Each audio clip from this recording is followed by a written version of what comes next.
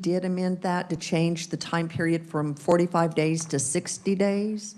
So we'd like to know your position on that bill.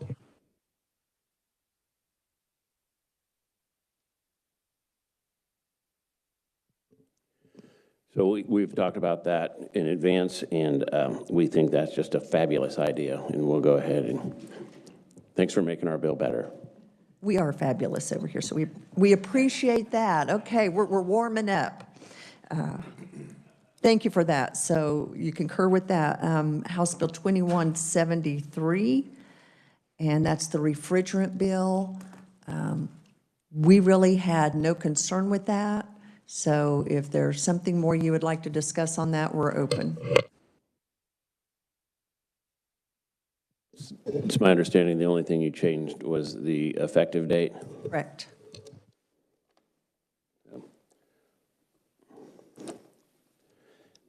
Once again, it's just a great idea. We really appreciate your hard work on this, and we're going to go ahead and concur to that.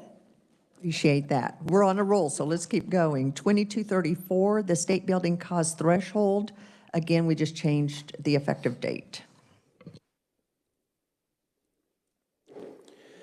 You know, that was a pretty good bill, and we were noodling it earlier, but how could we possibly make it any better? And I think you did that. We really appreciate that.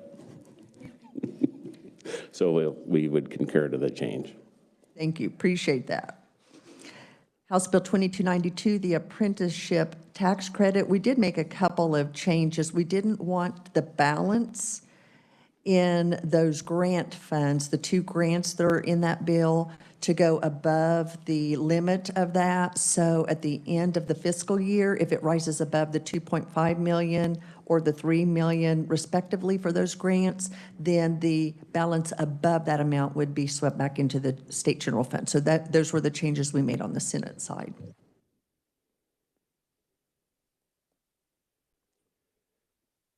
So Senator, we have a,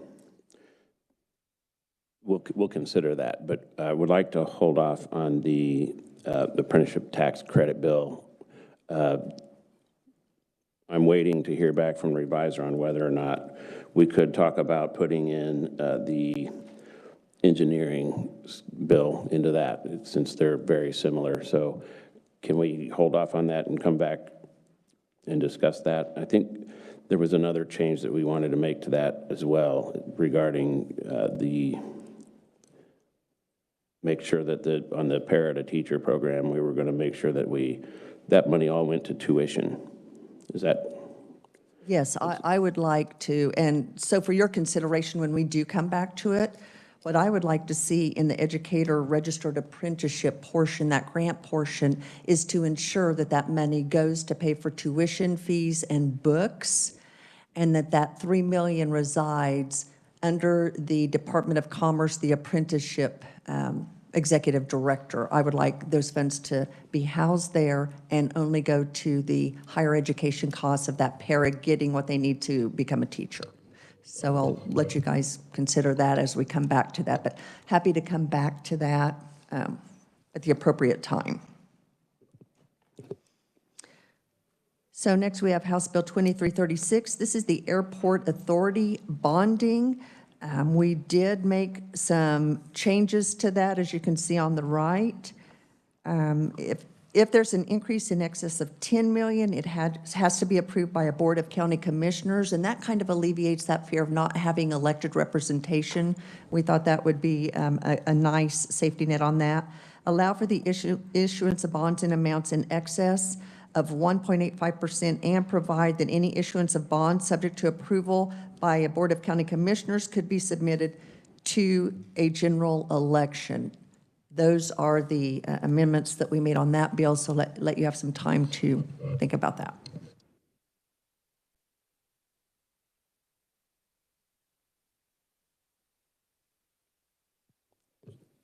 Yeah, so I think that one of our biggest stumbling blocks in the House side, we lost a lot of votes because of the fact that non-elected officials would be making these decisions, and we think that's a good improvement. We would ask, though, that we insert the contents of HB 2387 as it passed the House, and that is the Star Bond bill.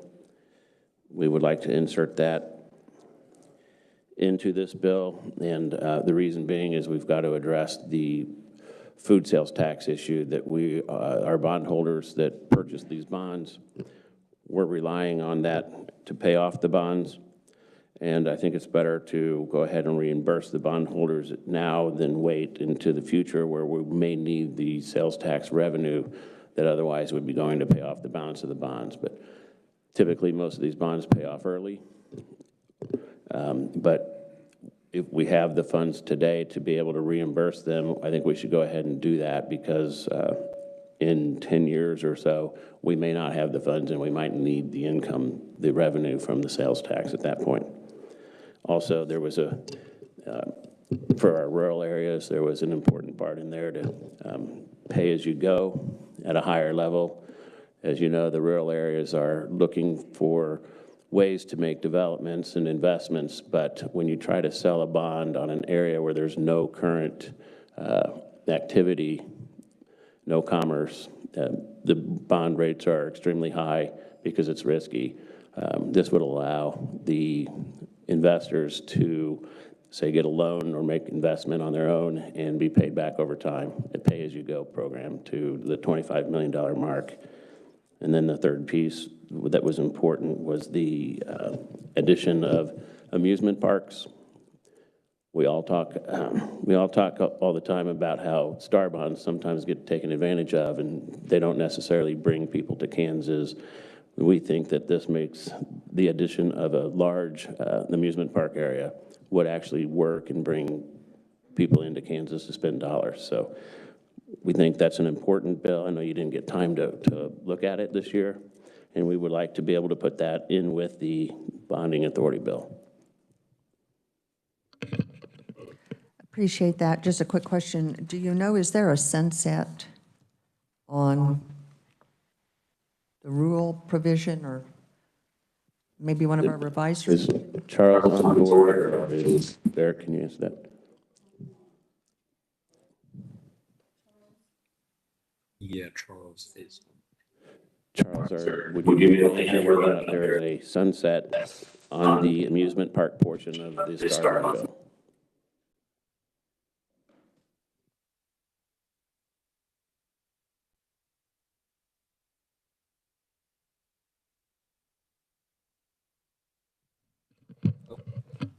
Does This is Eddie, I believe, Charles. might have an answer for us? Oh, he's talking. We can't. Charles, we can't hear you. Are you? We can see. We can see the script, but we can't hear you. It's like a foreign movie. I'm not. Subtitles. Yeah, we got subtitles, but no. Can you hear me? There we can. So if you don't mind, is there a sunset on that? Yes, there is a sunset. The act would expire in 2026. Okay, can you mute your computer? We're getting a lot of feedback.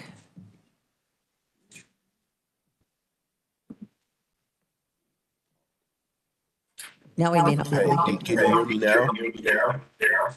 Yeah, we're still getting a lot of feedback. Eddie, I believe Eddie can address it, and appreciate you, Charles, but we'll let Eddie go ahead due to technical difficulties. Yeah, the entire Star Bond program is scheduled to sunset in the summer of 2026.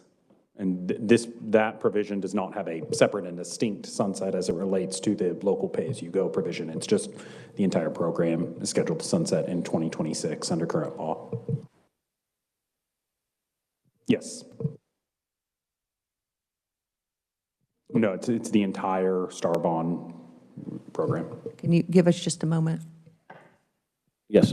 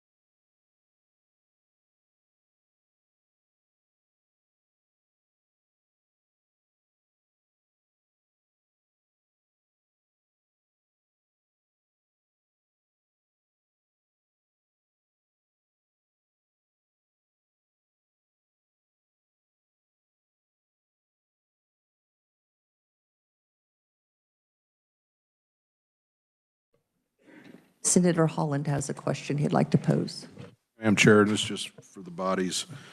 I guess what I want to know is that we specifically made references to HB 2387 and several House Bill 2414. What is the status of the remaining items on here that have not been discussed? Are those lost? Can we still bring those forward? Are there other vehicles other than these 5 that we have identified in conference that we might be able to put across the finish line? Thanks for asking that, Senator. We have solutions for some of them, but not all of them.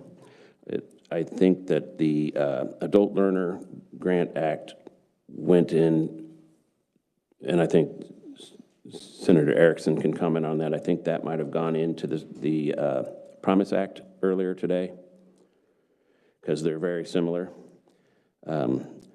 The Disability Employment Tax Credit is an important bill because that's scheduled to sunset this year. And I have talked to Senator Tyson and Representative Smith about putting it into a tax bill, and I think they're going to do that for us because it's important to make sure that doesn't sunset. The microbreweries food regulation went into the alcohol bill in conference of Fed and State. We do not currently have a place for the electronic employment credentials because of a 2-subject rule. Mr. Chair, I can update that. Okay. We have found a place in education that we are putting 2388 in, as well as, you are correct, the Adult Learner Grant. Those are both in education. That's fantastic news. Thank you.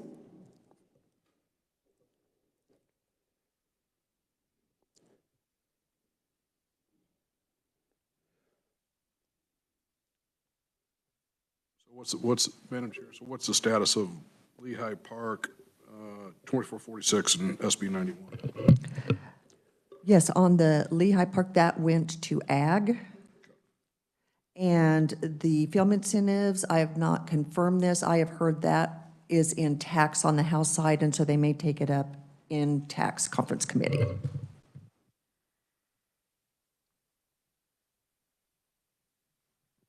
And then on HB 2446, the consumer merchandise regulation, we're not going to do anything with this year.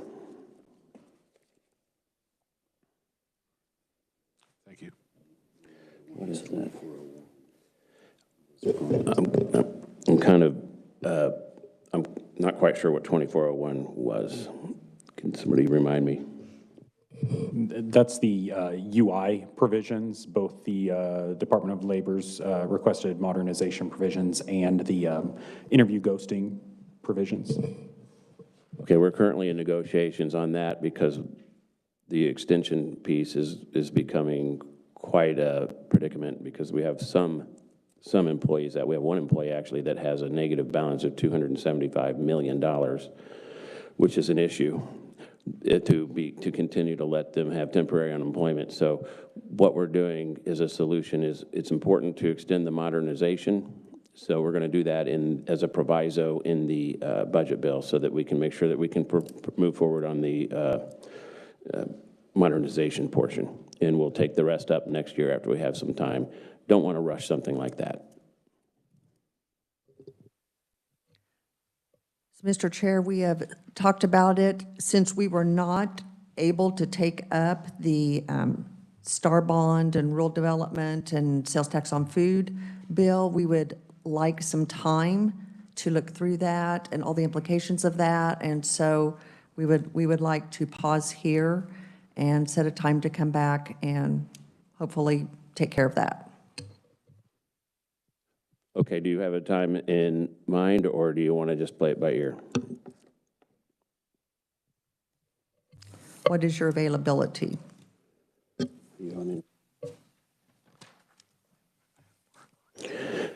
Well, we're pretty boring people, and we don't really have anything to do, so we can come back whenever you want.